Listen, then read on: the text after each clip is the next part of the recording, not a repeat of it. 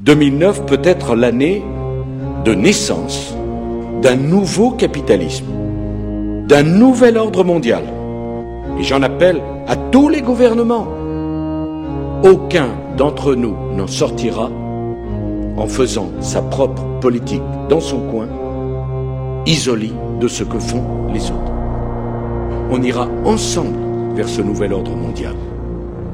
Et personne, je dis bien personne, ne pourra s'y opposer. Car à travers le monde, les forces au service du changement sont considérablement plus fortes que les conservatismes et les immobilismes.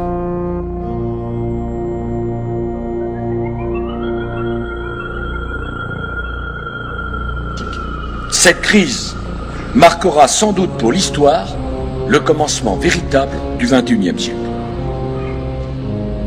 Le moment où tout le monde aura compris qu'il était temps de changer, temps de donner un nouveau visage à la mondialisation, temps de construire un nouvel ordre mondial, politique, économique, social, assis sur de nouveaux principes et de nouvelles règles. Le sommet mondial pour refonder le capitalisme, c'est l'Europe qui l'a proposé.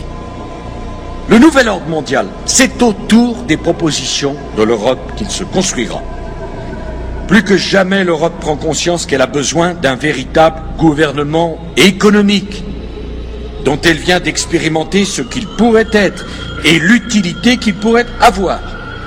Ce gouvernement économique, c'est tout naturellement l'Eurogroupe qui doit en être le cadre. On arrive ce qui sera la meilleure antidote à la dangereuse tentation du protectionnisme, de l'anticapitalisme, du dirigisme bureaucratique que les désordres actuels vont immanquablement nourrir. Et le doute grandira si les Français ont le sentiment qu'on leur cache quelque chose.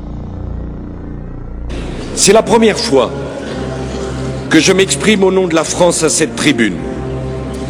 Il s'agit pour moi d'un instant solennel, d'un instant émouvant. C'est un véritable New Deal à l'échelle planétaire qui est nécessaire. Un New Deal écologique et économique. Au nom de la France, j'appelle tous les États à se réunir pour fonder le nouvel ordre mondial du XXIe siècle sur cette idée forte que les biens communs de l'humanité doivent être placés sous la responsabilité de l'humanité tout entière.